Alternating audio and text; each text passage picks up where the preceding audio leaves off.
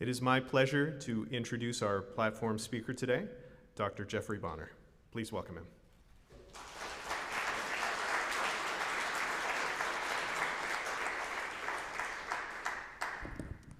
It's a pleasure to be here this morning. I have to say it's also a pleasure not to be at my house.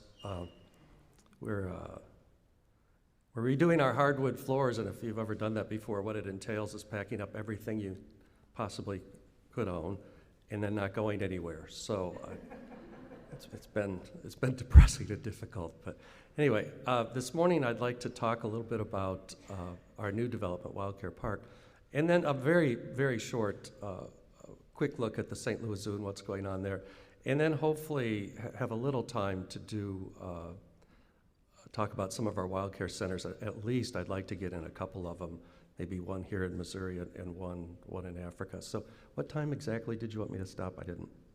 I think if you could go to 45 or 50. You see that from here? Oh, sure, yeah, okay.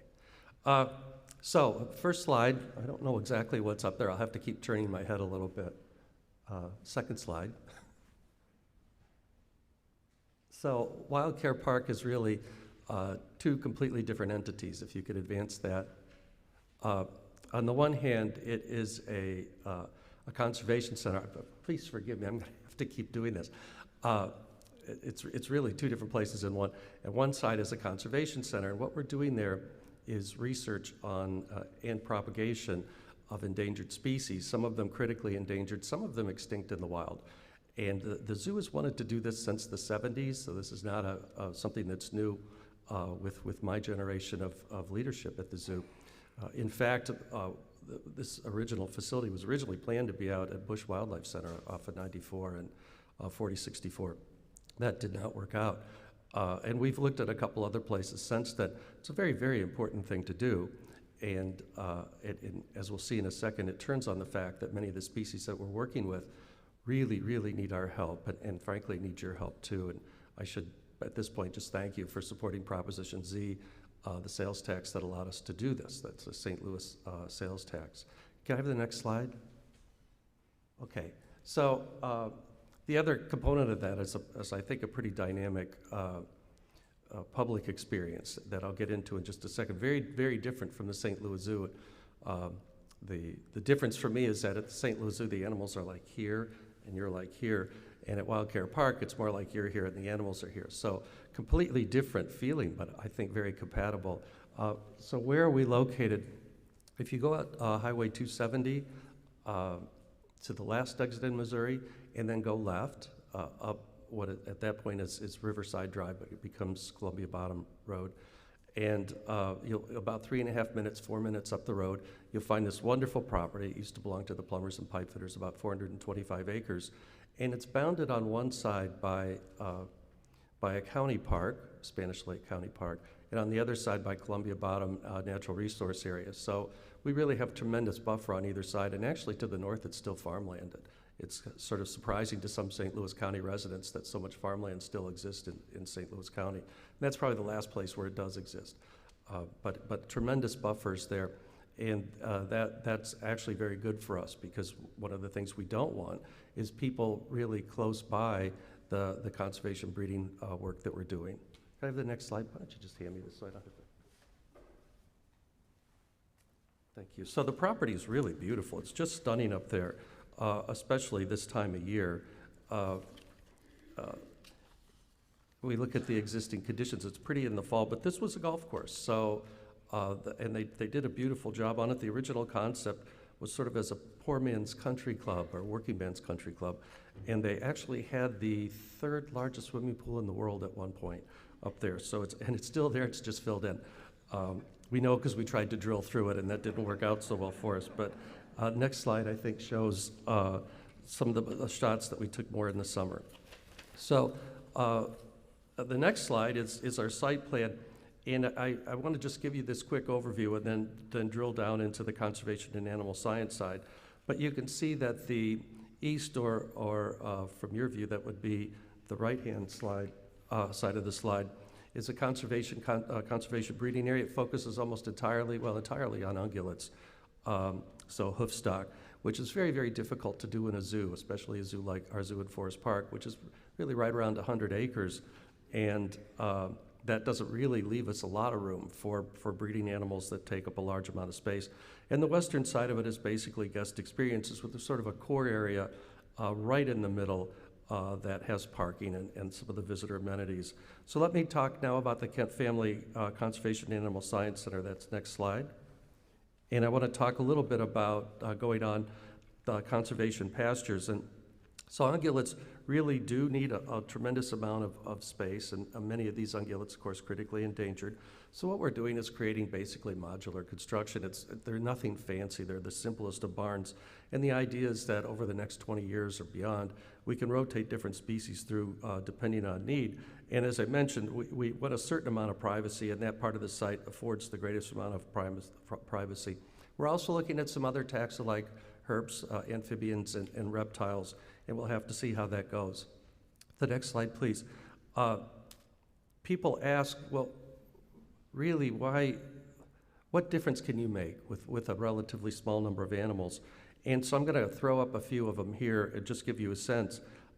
We work with the African wild assets from Somalia largely, and anything that's good to eat, frankly, is gone in Somalia. There are populations remaining in Eritrea. We have no clue how many. If you said it was less than 100, I would believe it. We say only 600 left in the wild to be on the safe side. But there's only 74 in North American zoos, right? So adding 50 individuals to that would increase the population of Somali wild ass or African wild ass by 68%, which is pretty stunning. Another example would be Persian onager. Again, endangered in the wild. They're from Iran. We stake only about 395 left in the wild. Obviously, that number can go up or down. There's only 34 in North American zoos. So if we're going to do a release of these species, 50 more individuals would increase that population in North America by 135%. They're very difficult to keep. They're just mean. They're just plain mean. And I guess if you have to get by in the high desert of Iran, it probably helps to be just plain mean. But they're very difficult to keep, so you're not going to find a lot of zoos having them. And with that kind of number left in the wild, it's only a matter of time before they have to be reintroduced. The next slide shows addax. They're sub-Saharan, largely in Niger, the remaining populations. We think between 30 and 90 left in the wild. It's very, very difficult to census them because they're in such a broad area and their density is so low to begin with. But we do know that it's 234 in 24 different U.S. zoos. If we just added 50 more individuals, it'd increase the nation's population by 21%. Not bad. This slide says that slated for early next year. This is an older slide. We actually did reintroduce addax earlier this year. And some of our addax are now back in the Sahara. I should say that scimitar horned oryx were extinct in the wild, and there was a reintroduction that St. Louis was a part of, but not a huge player. And we used that infrastructure, both the physical infrastructure, but also the political infrastructure, to reintroduce addax back into Chad. So it's not really where they're from to begin with, but the environment is so close, and Chad is so much safer. And they did have a reserve that we could utilize for that purpose, and it's sort of a boot camp. Get them used to being back in the wild and then turn them loose. Next slide shows mountain bongo. 70 to 80 left in the wild. They used to be found in 3 different areas of Africa, including the Aberdares. Now there's only one population left. It's at Mount Kenya National Park. So 181 in U.S. zoos. 50 more individuals, again, increased the population by over 25%. And we have reintroduced bongo as part of a program that actually didn't go as well as we would like it to go. And there's some fascinating reasons behind that. We don't have time to talk about them this morning. But Dama gazelle, again, Saharan species, critically endangered. We think 100 to 200 left in the wild. 183 in U.S. zoos. That's not too bad. But again, 50 more individuals gets that population up by about 25%. So, and we're just getting ready to reintroduce Dama gazelle. And I'll save, just talk about saving multiple taxa. WildCare Park really could be a national leader for these kinds of reintroduction. initiatives. And all of the species that we're going to have up there, at least in the conservation side, are species that are critically endangered and for which there is a recovery plan, or for which there could be a recovery plan thanks to the St. Louis Zoo. So let me just throw up the potential species for this facility, and you can see some of the species I talked about, as well as pea horses, some of the other animals. The pea horses have been reintroduced to the wild, but we could continue to augment that population. So several different species. Let me just briefly digress for just a second. We also have a property in Franklin County, the Sears-Lehman Wildlife and Conservation Area. And we actually are doing American red wolves up there. Are you all familiar with the American red wolf at all? A few, sort of. That's America's wolf. It was found in America from Texas, really through the eastern seaboard. The only species of wolf that was found in America and only America. And they're down to a couple hundred animals. I can't remember the exact number. And I think we're down to a handful left in the wild in North Carolina. And that number is probably going to go to zero pretty soon. Actually having a very difficult time being persecuted by hunters, and as well as not really being able to navigate cars very well, so they get a lot of fatalities that way. But if we could get that population number to about 400, then U.S. Fish and Wildlife would do another introduction. So they're counting on St. Louis, not so much to key that introduction effort, although the animals that we'll have out at Sears-Lehman will either be reintroduced themselves or their offspring will be reintroduced to the wild. We would have to have a large enough assurance population that if the next reintroduction doesn't work, and the last one, let's face it, didn't work, we would still have enough animals left to try one more time. So let me switch over to the public area, the next slide, the proposed guest experience. And everything in here is proposed, because if you've ever designed a facility this big, and frankly, there hasn't been a new zoo built in the United States since Disney's Animal Kingdom, so it's not like we all have a lot of experience doing this. But so you'll see proposed and maybe and we could and a lot of different things like that. But let me begin with the zooseum. Next slide. Zooseum is a term that we coined. I don't know if that's the name that will stick, but basically what we wanted to do was take the best of an interactive science center. And those of you that know me know that I spent the first 10 years of my career, starting 40 years ago, building the St. Louis Science Center, part of the team that built the Science Center. And so I have more than a passing familiarity with science centers, but what we wanted to do was take the best of a natural history museum, the best of a science center, the best of a zoo, and combine them. And we have a giant building that was the Plumbers and Pipe Fitters Assembly Hall. And couldn't afford to build that now. It's an incredible building. And so we're looking at what we might do there to create sort of an indoor experience for people of all ages, I would hope. But if we have the next slide, I think the main experience will be keyed by two different safari tours. Sort of a southern safari, which is the southern part of our property, which actually looks an awful lot like a savanna. Beautiful rolling grass hills. If you play golf, it's link style. Dotted with trees, just perfect for giraffe.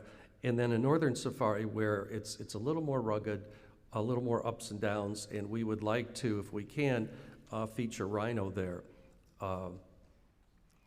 It might be that we just go with the cold weather species. You saw some of the species that I was talking about earlier. There's a whole bunch of species from the Tibetan Plateau, the Gobi Desert, and a couple parts of China that are really, really, really critically endangered. And it might be fun to do those. Things like Bactrian camel, which, wild camel, those are the two-hump camels, that are winter hardy, so we wouldn't need to build expensive barns. Barns for rhinos are really very, very expensive. Of course, they have to be very big, but then rhinos are big. So we have the proposed tour that would be part of the admission, the two different routes. And we would send vehicles out. We're not exactly sure what kind of vehicle, but maybe 50 to 60 people. The nice thing is that we can move them around. They would just go on gravel roads, which are permeable, and maybe have 15 or 20 vehicles in use at a time. It kind of depends on how popular this turns out to be. The next slide shows some of the animals that you would see on the northern safari loop. And the point there is that there's going to be some pretty big birds out there if we can navigate that. You see a secretary bird behind me. Looks like vulturine guinea fowl. No, regular guinea fowl. Sable, roan, and so forth. So I think just a nice mix of colors and sizes and shapes. And if you go to the next slide, looking at what we might have in the South Safari, giraffe would key that, but we could have several other. There's vulturine guinea fowl, you little devils, hiding on me again. Ground hornbills, a lot of different species. Again, try and keep that mix so that people are kind of turning a corner, rounding a bend, coming up over a rise, and seeing a little herd of animals. Next, we do have, of course, sort of upcharge safaris that will really can go off-road, make stops, and have the ability to touch and feed animals. And then next, proposed behind-the-scenes safari, which is also would allow people to get into some of those core conservation areas. If you've been out to San Diego's Wild Animal Park, you kind of know the drill. They have a lot of different things that you can do. And then we call the ultimate safari a safari that's actually an overnight safari and I'll come back to that in just a second. Right now we're looking at building a lake, so the next slide shows the proposed water safari, I think. There we go. This is actually a shot from Brevard Zoo in Florida, and I did this a long time ago, and it's really spectacular. You can't actually dock the kayaks. There's a little bumper in the water, so you can't get, but if you can sort of imagine the floor of this assembly hall being like the water, and your head maybe a little below the stage, and then seeing 14 feet of giraffe above you, it's really very spectacular. The next slide shows something that I'm sure we'll do, which is the Safari Observation Tower. It's about 11 stories tall, and the reason why I really want to do it is because from here you actually have a great view of the Gateway Arch and also the confluence, and I think a very different kind of view of the safari, so that could be kind of fun. Next slide talks a little bit about glamping, which is a word I didn't know until I started doing this, but it's glamorous camping, which apparently is not camping at all from my point of view, but maybe from yours it's camping, I don't know. And we have some beautiful locations to do that. There's just a stunning lake on that property, very similar to Sunfish Lake if you've been to Spanish Lake County Park. And then the next slide, a little nature adventure area. We've managed to keep most of the hardwoods that were there in the center of the property. And you could probably put 2 or 3 golf courses on just where they put the front 9 alone. So there's a lot of treed space. And if you go to the next slide, it says, with admission. So in other words, if you're actually from St. Louis County, you don't pay for any of this stuff except for the upcharge kinds of things. But if you're from out of St. Louis County, you have to pay admission to get in. But this would be included as part of the admission, as would the 2 safari tours and other things. So it would be part of the admission price. We're actually still looking at what that experience might entail. At one point, the architects had like $20 million in for this nature experience, and we're saying, it's nature, it shouldn't cost anything to do this. Architects can be difficult sometimes. And the next slide shows one of the things that we thought that would be fun, and if you got into this, you'd probably be getting into $20 million. This is a shot from the Wild Center in Tupper Lake in New York. And then the next slide, proposed aerial adventure course. You see these a lot in different places. Just a fun way for younger people to enjoy the outdoors. And then the next slide, just an array of educational programs. We can do things differently out there than we could do at the St. Louis Zoo. St. Louis Zoo is nature, I guess, but it's heavily curated nature, right? There are things that you would never find in juxtaposition in the wild, but annuals and tropicals and banana trees and flowering shrubs and so forth. This is a wonderful plethora of stuff, but that's not nature from my point of view. So next slide. We think in many ways this is the future of zoos.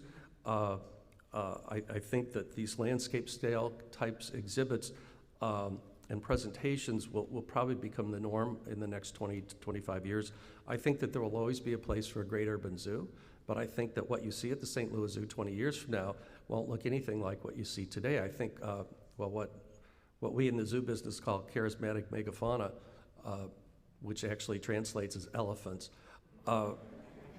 would more likely, and rhino, species that are very large, giraffe, would be more likely found at our facility up north. So, if you flip to the next slide, what's new at the St. Louis Zoo, and go beyond that to the strategic plan side, we actually have been planning what we want to do both at the zoo and at WildCare Park for some time, and the plan that we've organized is basically around the themes of connecting people with animals, creating new spaces, and conserving wildlife. So that's what's driving our plans. Right now, we have the Emerson Dinah Roar show. I think it just closed. So if we could go to the next slide.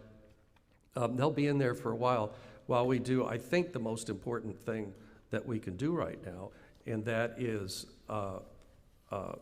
recreate or create anew some sort of family and children's area in what was the children's zoo. And I think that area was due for a refresh for a long time, and we had planned to do it. And then COVID struck, and it put our planning off, but it actually made us more inclined to close it early because so many of the experiences there were high touch, high contact. They had to be facilitated by docents or volunteers, and that didn't work very well for us in a COVID environment. And the next slide shows the thing that we just opened this year, Primate Canopy Trails, and that is not completely open either. There's a crawl-through tunnel that goes right through one of the primate exhibits. If you haven't been up there, really you should go to see it. It's a blessing for our primates, monkeys and lemurs, because many of the species that we have up there had actually never seen the sun, never felt breeze on their face, never felt grass underneath their feet. So that I think was a real welfare consideration for us and something we wanted to do something about. So, and last slide, I am retiring. This is the "you can kiss me goodbye" slide. I don't know who called it that, but I'm not really going anyplace. If you go, one more slide, I want to quickly introduce Dwight Scott, who's my replacement. I don't know how many people have read about Dwight, but he is currently the executive director of the San Diego Zoo. It has been for some time. And he really wanted to come back to St. Louis. He is from Chillicothe. His wife is from right here, I think from South County. Family all over the metropolitan area. So, and he's here all the time. He comes back to visit with his wife's family constantly, and he's been bugging me for my job for about 10 years. So I'm just thrilled that he can no longer do that because he finally got it. So I promised I just have like 5 minutes left. Let me just take a couple minutes and talk about some of the conservation centers. So the WildCare Institute is our conservation arm, and it's our field conservation arm. And we have 13 centers around the world, but a couple of them right here in Missouri. And I want to quickly talk about one of them, and that's our work with hellbenders. Hellbenders, for those, how many know what a hellbender is? Wow, a lot of people. It's a well-educated crowd, isn't it? So they're big honking amphibians. They're about that big. And if you've canoed in Missouri's fast-flowing streams, you've probably gone right over them and not known it. They live under flat rocks. They're singularly ugly. Eat crayfish, and there's two subspecies, Eastern and Ozark, and we're the only state with both of them.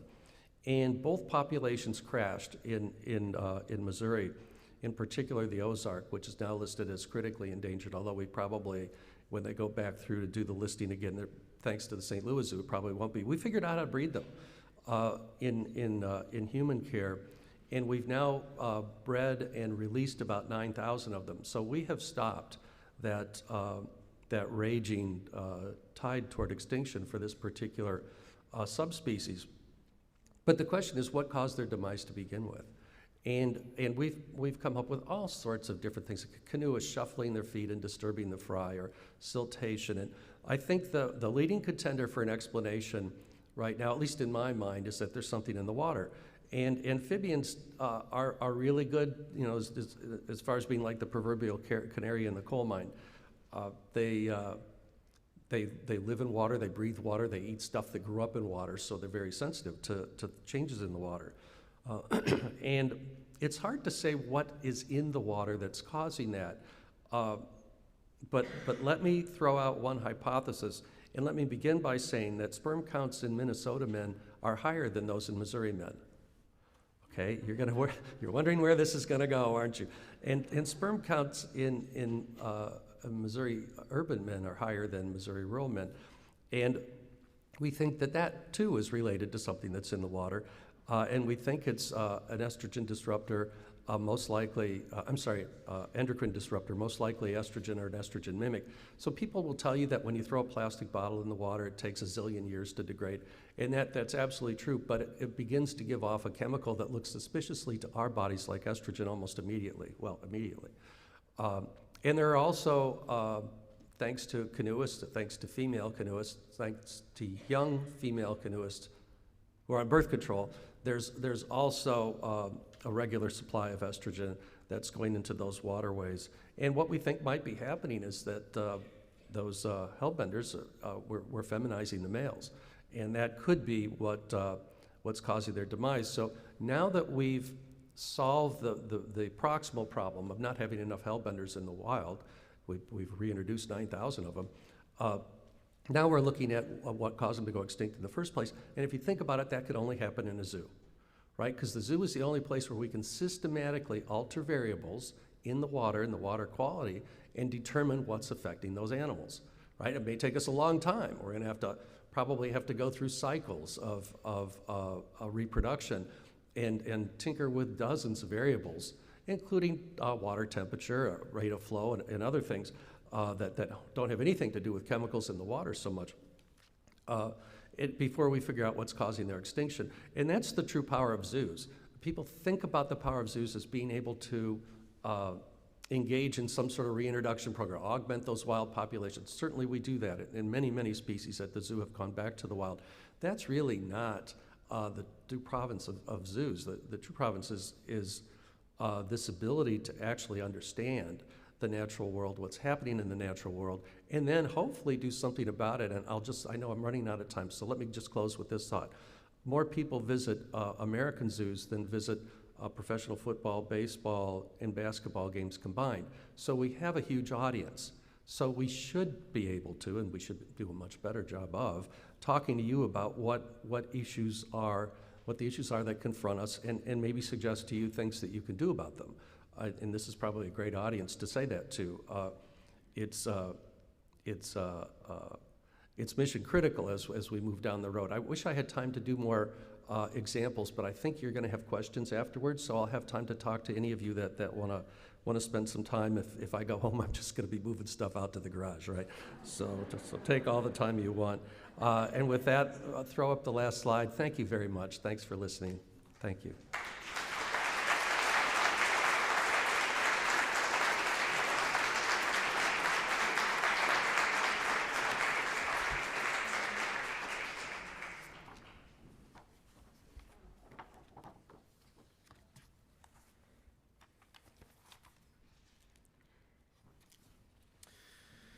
Thank you very much.